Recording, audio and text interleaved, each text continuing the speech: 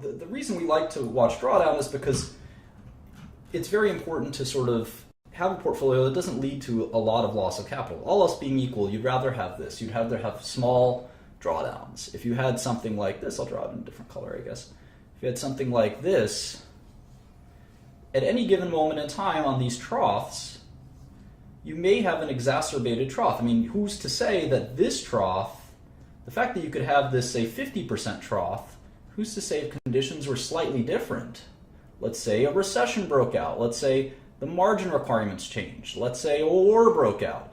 Who's to say that you wouldn't have a 75% drawdown the next time? And you might have a crisis of confidence down 75%. You may say, I'm going to take all my money out, or I need this money. You definitely don't want these losses, even if you think they'll be temporary. So you have to settle in your mind, what's the most I'm willing to lose? And I think 10 to 20% is a reasonable peak to trough drawdown before you start to dispose of your portfolio. You say, you know what, I'm going to reassess. Maybe I'll sell all my investments and I'll try again in 3 or 6 months. I have to diagnose what happened. Did I have bad luck? Did I take too much risk? What exactly happened? And I think that's a wise thing to do, is to come up with this number a priori, Latin, for ahead of time, not after the fact, not post hoc. You don't want to be in the middle of the drawdown, down 20%, and then say, gee, you know, let me just get a little bit more. I'll sell down 30%. Before you know it, you're down 80%. You don't do that. You have to have the rule and stick to the rule. And I find that helps quite a bit. And then you have the same thing for an individual stock, just one stock. You say, you know what, if I'm down 50% ever on a stock, I'm going to sell because I probably got it wrong. Now, some people double down. I know Warren Buffett's a big fan of doubling down. And you have to decide, are you the kind of investor that doubles down when you're losing money? Or are you the kind of investor that cuts their losses? And there's an age-old debate on which is the right thing to do. Nobody's really sure. Nobody's really sure. But one thing that's reasonable is a concentration rule. You say no investment will be, in my portfolio, no investment will be more than 10% of my capital. So that way I know that I can't lose more than 10%. And if you have this rule, your drawdowns will naturally be smaller. Your returns may also be smaller.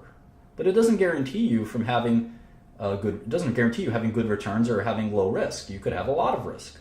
In fact, the more positions that you have, this is kind of an interesting idea. Let's call number of positions NPOS, number of positions.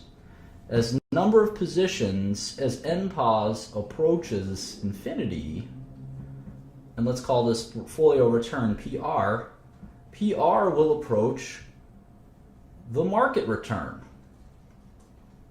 That makes sense because the number of positions you have approaches infinity, the more your portfolio looks like an index. It looks like the S&P 500. Now, of course, you could have a better weighting. You could say, well, the stock market likes Apple the most because it's 10% of the S&P 500, but in my portfolio, I've got Apple as 1%. And I'm long alarms.com or whatever that stock was as 10%. So you can have different holdings that make your portfolio much different from the S&P, but anyway, there's a few ways to look at that. Here's a sample portfolio I made up. This is $100 million. Say you inherited the money or earned it after you maybe started 2 or 3 drug companies that were very successful. And you decided to invest in tech stocks. And you decided that these tech stocks, you'd have a portfolio. And as you can see in this portfolio, there's no stock more than 7%. So it's a reasonably good portfolio in the sense that I don't have a 50% bet on something or something like that. So I have AT&T, or Microsoft is my biggest investment. Microsoft. And can someone tell me how much money I have in Microsoft? This is a $100 million portfolio, and 7% of it is in Microsoft. I have 6% in IBM. I've got 5% in Facebook.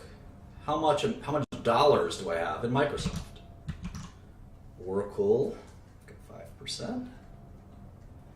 No, not 70,000, 7 million.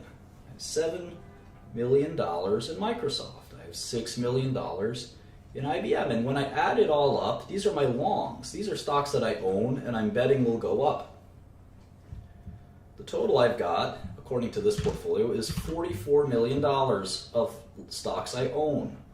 $44,500,000. And the portfolio is $100 million. So my long, we call this long exposure. Long exposure is 44.5%, which I think is a good amount. The same thing applies on the short side. We have a bunch of stocks we're short. We're short AT&T, Apple, Amazon, etc. And there's about 45 million. The short exposure is 45%.